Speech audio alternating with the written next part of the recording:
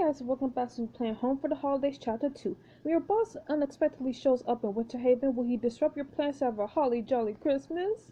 He better not, because I'm about to throw these hands. I'm about to say, like, oh my goodness. Home for the Holidays. Home for the Holidays Chapter 2. Let it snow. Let it snow. You gape at your boss as he stands on your front porch. Mr. Peralta, what are you doing here? Freezing to death, apparently. Right, sir, of course. Come in, come in. You lead your boss to the kitchen where your mom and brother are waiting. Mom, this is Nick Peralta, my boss. This is my mom and my brother Dylan.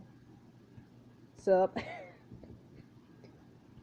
I'll be the same. I'll be like, sup, bro. It's lovely to meet you. I'm sorry to interrupt. I won't be long. We'll get out of your hair. Come, Dylan. But I wanna... Now. Fine. Oh, sorry, little bro. After your mom and Dylan leave the room, you turn back to Nick. Let me guess. You're here because you miss me so much you have a pile of work. I'm afraid I've become too predictable. Or maybe I just know you so well. I honestly don't know which is worse. Nick lifts a huge box full of manuscripts to the kitchen table. It lands with a thud. I need you to read these before January. All of them? You grab the nearest manuscript from the top of the pile. It's at least 200 pages. Jesus. Yes, unfortunately, one of our illustrators interns couldn't find out the mail system, so these have been piling up for a month. I know it's an opposition, but I need someone I can depend on to look these over. The next great American novel might be among these pages. Do you really believe that? No, but the next Twilight make. Do not throw shade at Twilight, please. I mean, I get that it has like a lot of haters, but I actually liked Twilight when I was in middle school. And so like that's exactly what piquant person needs. How am I supposed to just get through all these in just 2 weeks? I'm sure you'll figure something out. I'm counting on you. Be professional. I'll get it done. You square your shoulders and nod. You can count on me. Square up, bro. Good, now I just need one more thing from you. A ride back to my helicopter. Seriously? You have a helicopter? Yes, and I also have an patient author waiting for me in Barbados, so if you don't mind. Wow, okay. What happened to your ride out here? The taxi company said the nearest cab was over an hour away, so I hitched a ride with a local named Bob. Mailman Bob? Yes, he made far too many puns about delivering. I would have loved to hear that. Anyway, he had to continue his route, and I don't relish the idea of walking back in the snow. No problem, we could take my car. You reach for your keys but stop short. What's wrong? I kinda have some trouble on the way in, so my car's in the shop, but don't worry, I've got you covered. Whip out your phone and tap on that old familiar number. Hey Wyatt, can I call in a big favor? Decide to freshen up before Wyatt arrives. You hurry upstairs to your childhood bedroom and search through your suitcase. It's my first day back in Winter Haven in a long time. I'll be spending time with Nick and Wyatt and who knows who else. I better look my best. Chick, you're fine. I'll second that. I'll just stick with what I've got on. I don't have anyone to impress, right? Change? No. Get out of here. Want to top off your look with the festive hat? Can I see what it looks like? Hats. Oh, that's so cute! Is there anything else I could wear, though? Probably not, right? I think this is what I'm wearing, right? Yeah, it is.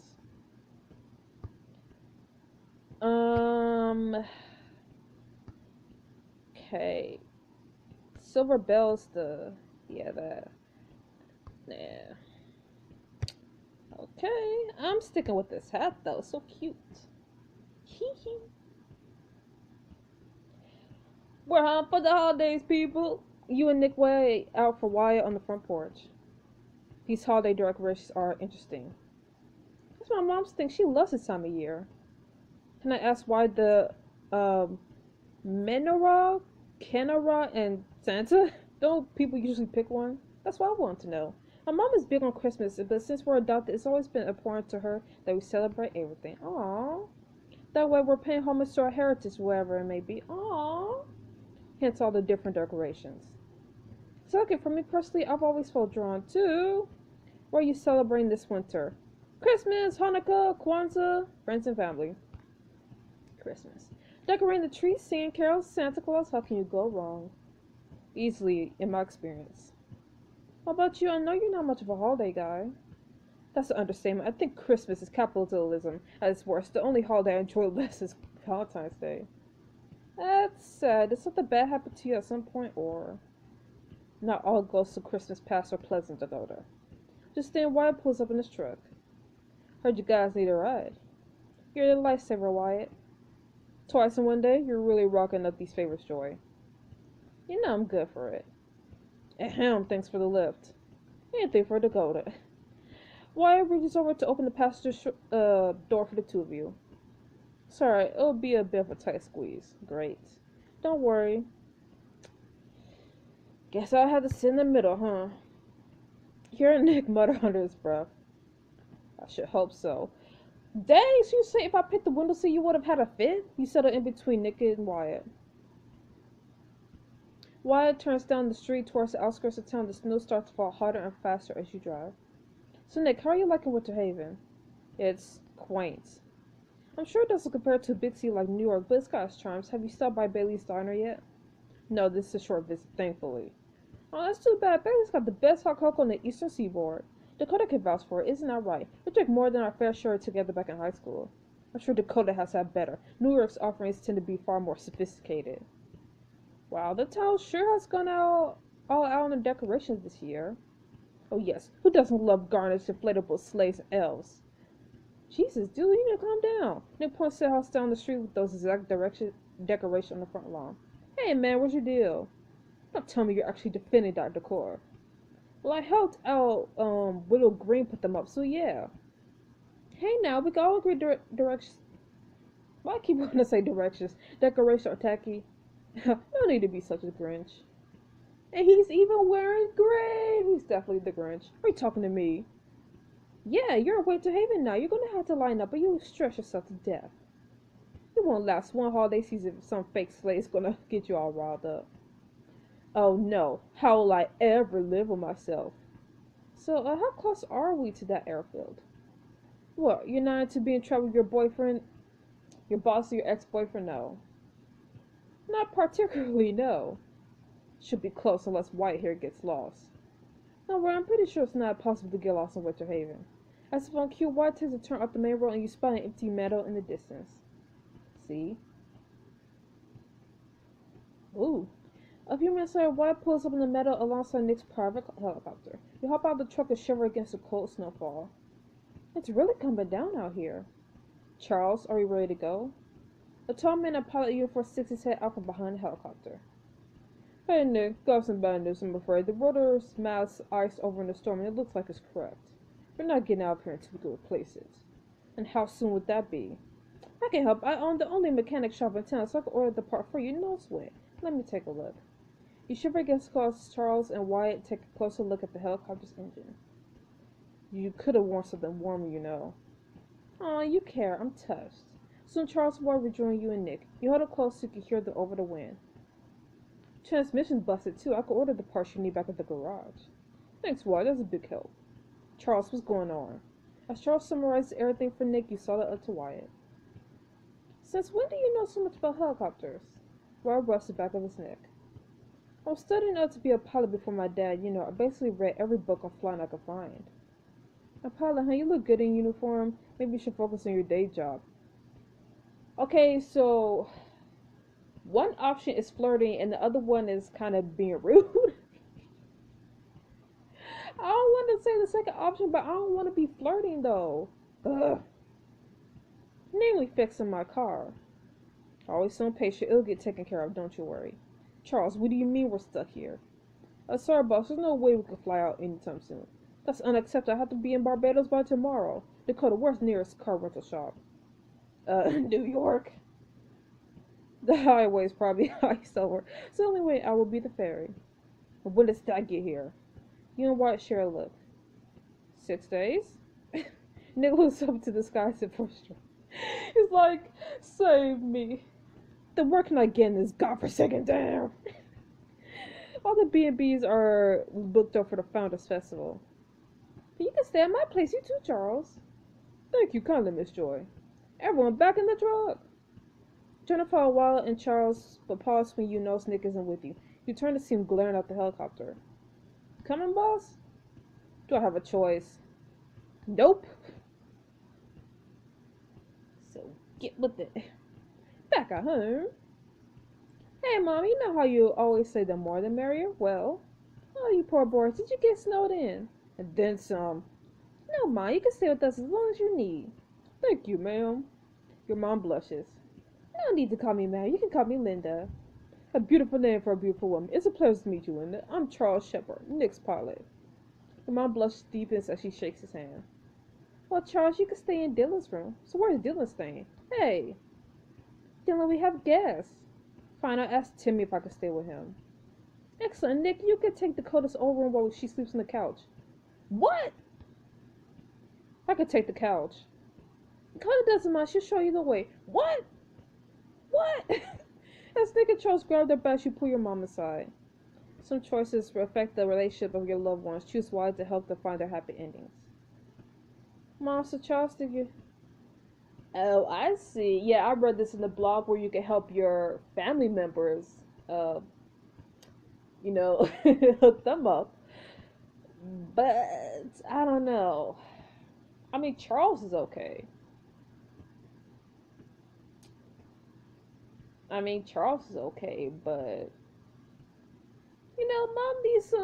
she needs some little boo too, so I'm supportive. You wink at her and she blushes.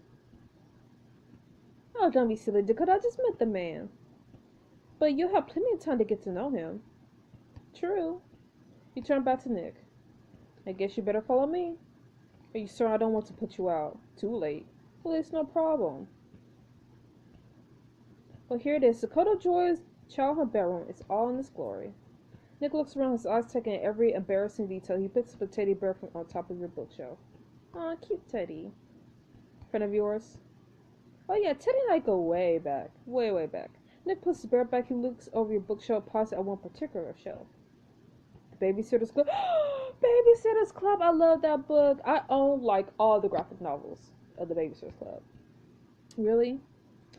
Don't knock them till you read them. We all make mistakes when we read. No, I love the Babysitter's Club. Those books are all about female friendship, how to deal with problems real teens face.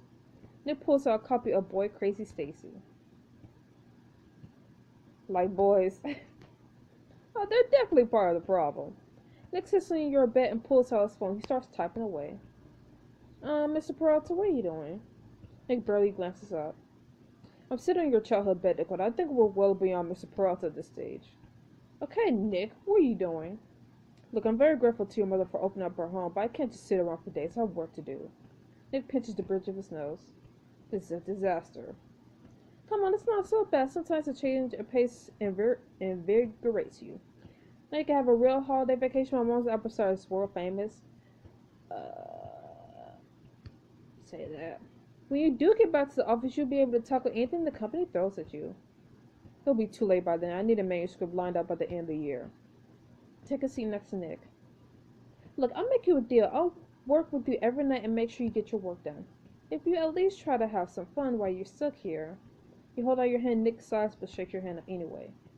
Desperate times call for desperate measures. Great, first things first, I'm giving you a Charles town tour.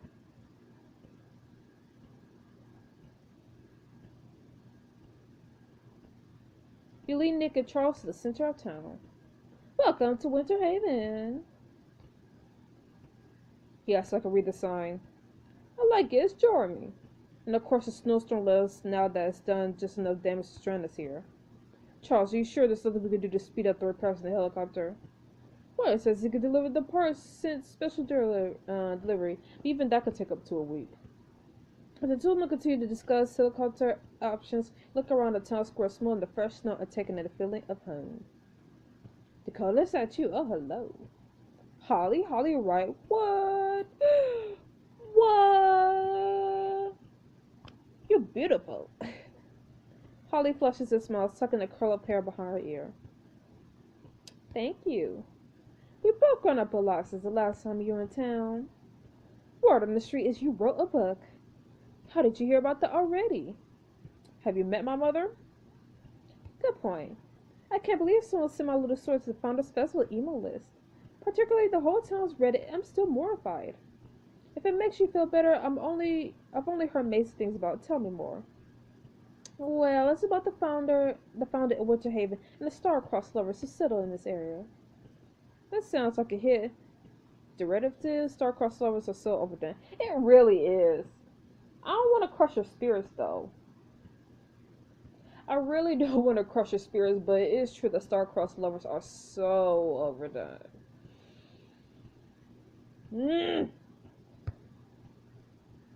Oh, I guess I never thought of that. I knew I wasn't ready for other people to read it.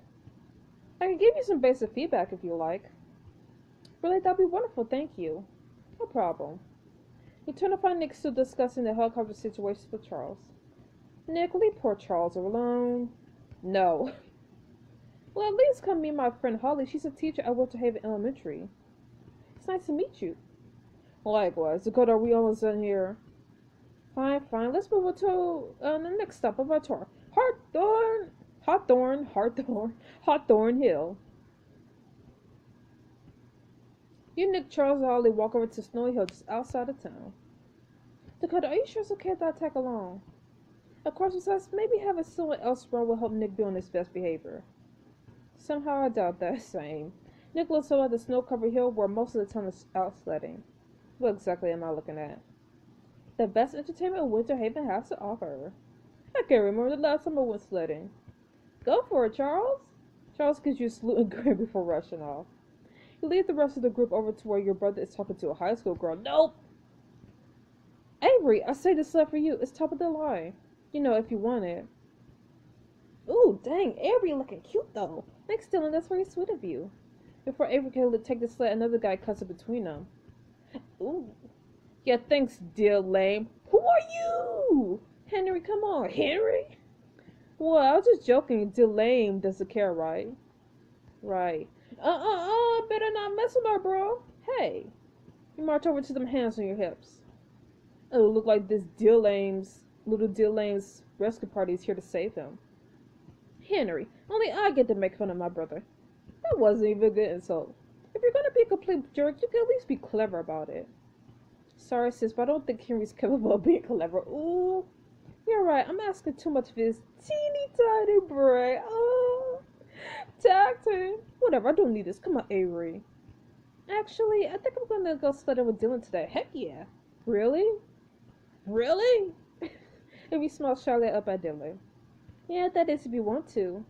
Hell yeah. Hey, what about me? What about you? Avery and Dylan walk away, ignoring Henry as he trolls after them. Dylan and Avery went sledding. Their relation will be affected. Mission accomplished. Why does it not surprise me that you're a matchmaker? Because you're getting to know me better already. Heaven, Haven, help me. Or do you say heaven? I don't know. Dakota, I was wondering if you'll make it out to Hawthorne. Why waste you and the others up to the crest of the hill? You guys want to participate? You can't come all the way to Hartfeld Hill without sledding. We most certainly can't. Sledding's for children. Tapping into your inner child can be healthy every once in a while. I doubt that. Why offers you a sled? What do you say, Dakota? Want a free ride? I might even convince Jolly St. Nick here to line up. Go sledding with Wyatt, Nick, or Holly in this exclusive soon to improve relation with them. No. You look up at Nick's disgruntled expression at the back of Wyatt's eager smile. I think it will pass today, Wyatt, but thanks for the offer. A wise choice. Shut up. Since you so Holly, do you want to join me? Sounds fun. You two have fun. Watch as Wyatt and Holly speed down the hill on the bright sled. Wyatt looks back and waves as the snow kicks up around them.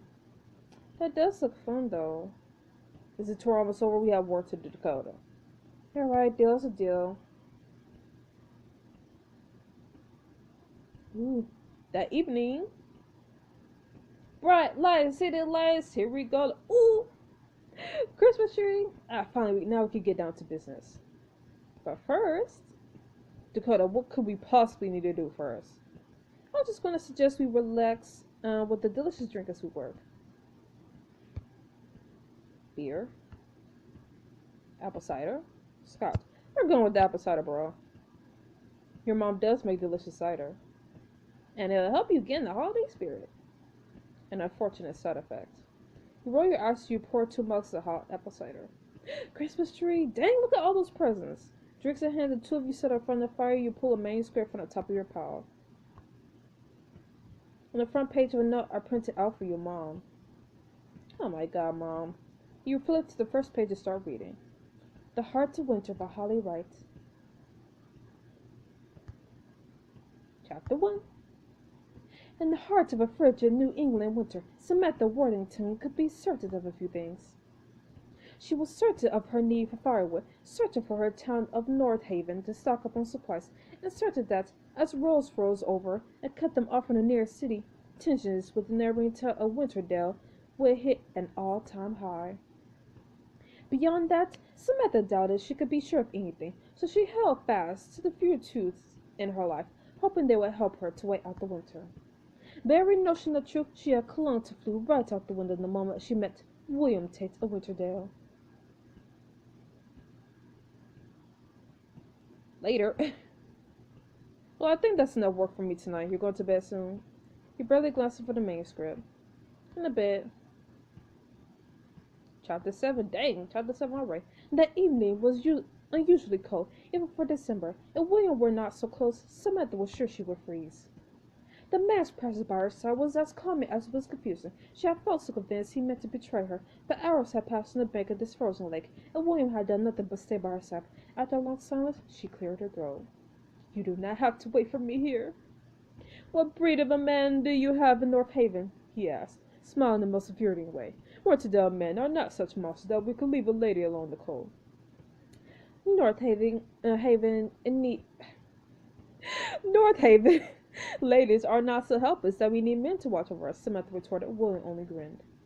Well then, maybe I am waiting with you because I enjoy your company. William hesitated, his smile faltered for just a moment. However, if the feeling is not mutual, I will humbly leave you alone. Samantha felt a blush creep up on her cheeks. She turned her face away from William. Why do you have to say exactly what you meant all the times? Why could Samantha never seem to say what she meant? At length she shrugged. I suppose I'd rather have your company than that of a wild animal. You at least are not likely to eat me. William grinned wide. Are you sure about that? This book is boring. I'm sorry, Holly, but it's not my type. Early the next morning, you finish the last page of Holly's manuscript. You sit there for a moment longer, letting the story linger in your mind. Well, I had to tell Nick about this. Holly's book could be just the story he's looking for. What? I mean, sure, fine. But Nick's stuck in Winter Haven. Will you be able to pitch Holly's manuscript and find out the next chapter home for the holidays? So... I don't even know what to say. I mean, the characters are interesting, I guess, but I don't know. This book just gets boring and boring. Oh my goodness. And Holly's book, like, I don't know if it's just because it's not my type of book that I will read, or if it's because it's actually boring. And then I kind of find it to be too detailed. I don't know. Again, that's probably just me. Because I don't like it when a story just has too many details. And, you know, it's just not my type. I don't know. Other people might find it okay. But I just find it just too linear. I'll say. It's just too linear. Like, it's just too blank. It doesn't have personality. It doesn't have... you know, that oomph. So, I don't know. I honestly want to pitch it to Nick, but, you know, we don't have a choice. So, anyways, I'll see you guys next week for the next chapter of Home for the Holidays. Stay frosty. Bye-bye.